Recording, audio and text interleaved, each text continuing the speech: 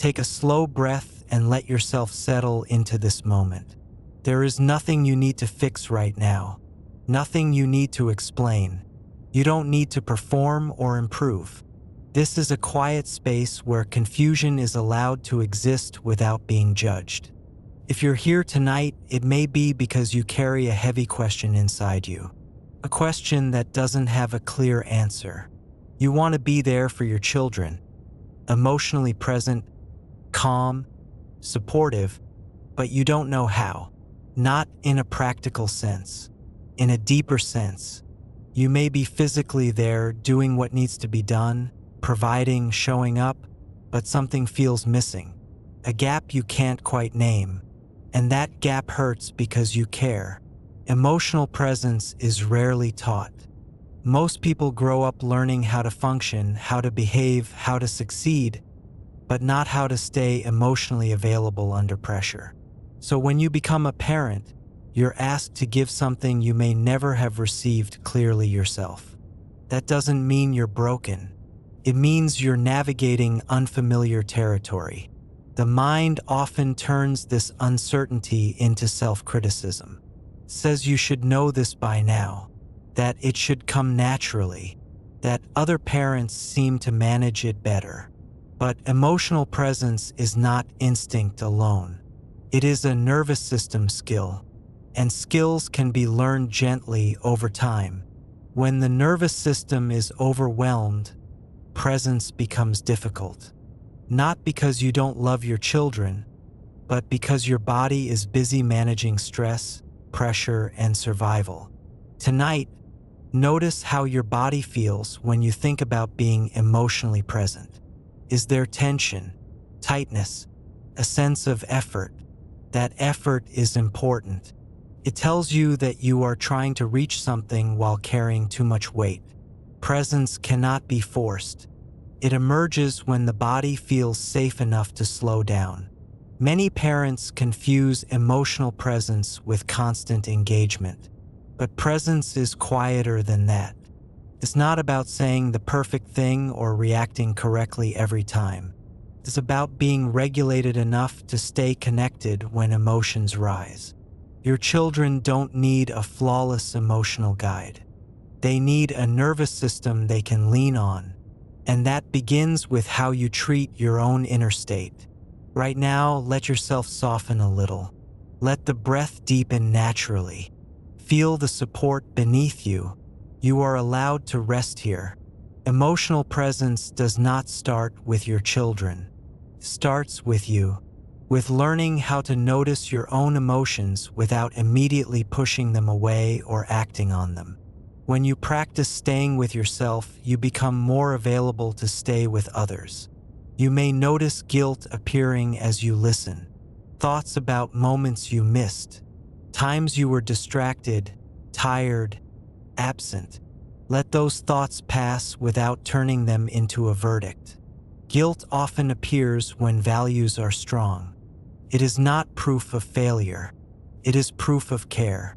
You cannot be emotionally present every moment. No one can. What matters is repair, returning, reconnecting, showing that distance does not mean abandonment.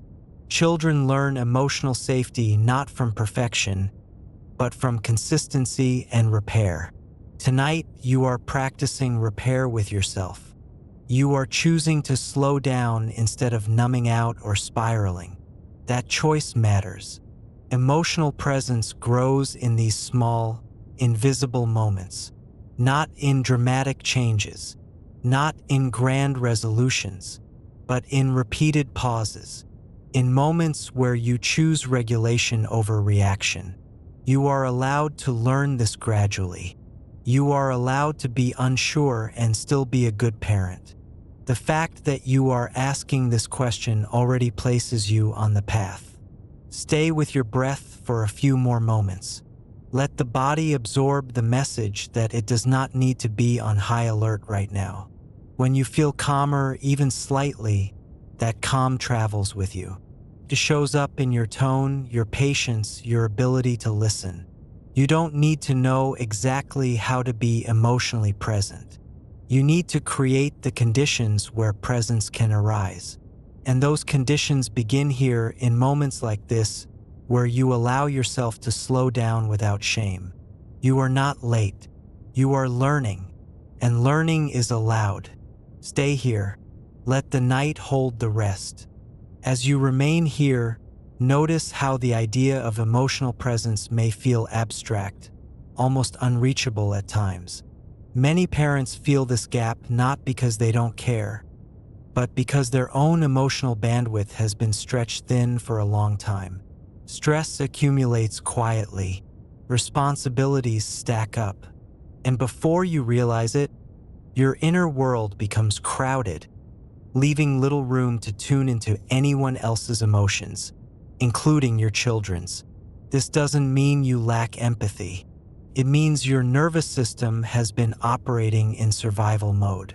Survival mode is efficient, but it is not relational. It focuses on getting through the day, not on attuning. Emotional presence requires a different state, a slower one, a state where the body feels safe enough to listen without rushing to fix or defend. You may notice that when your children express strong emotions, something tightens inside you, a desire to stop the feeling quickly, to distract, to correct, to move on. This reaction is not cruelty. It is overwhelm. When emotions feel intense, the body searches for relief. Tonight, you are learning another option: staying, letting emotion exist without needing to control it. This is not something you master overnight. It is a capacity you build gradually, and it begins with learning how to stay with your own discomfort.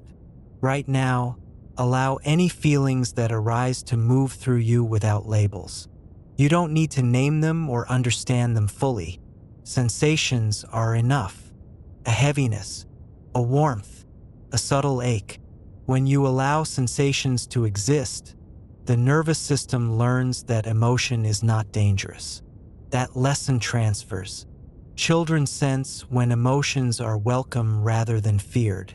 They feel it in your tone, in your pace, in your presence. Emotional presence is often quieter than people expect. It is not constant talking or problem solving. It is availability.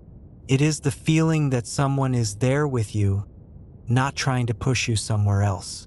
You do not need to be emotionally present all the time. That expectation creates pressure and distance. What matters is returning, coming back after moments of absence, repairing gently, saying, "Through your actions, I'm here now." Children learn safety through repetition, not perfection, and you are capable of repetition. You are practicing it right now by returning to yourself. Notice how your breath feels as you allow yourself to slow down. Let the body sink a little more into the surface beneath you. There is nowhere else you need to be in this moment. Emotional presence begins with permission. Permission to be unfinished. Permission to not have the right response immediately. Permission to pause. When you give yourself that permission, you make it easier to offer it to others. You may carry a fear that your children are missing something essential because of your struggles. That fear comes from love. But love does not disappear during moments of distance.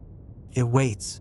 It responds to sincerity and presence, even when those come imperfectly. You are not behind. You are learning in real time, and learning is allowed. The night is a good teacher. It slows things down. It removes the noise. Let it remind you that emotional presence is not something you perform. It is something you allow. As your body settles, notice if there is a small sense of relief, even a subtle one. That relief is not the end of the work. It is the beginning. It shows you what is possible when pressure eases. Carry that softness with you. You don't need to force it. It will show up naturally when you give yourself space. Stay here for a few more breaths. Let the quiet do its work. When you return to your children, you don't need to bring answers. You bring presence. And presence grows from moments like this.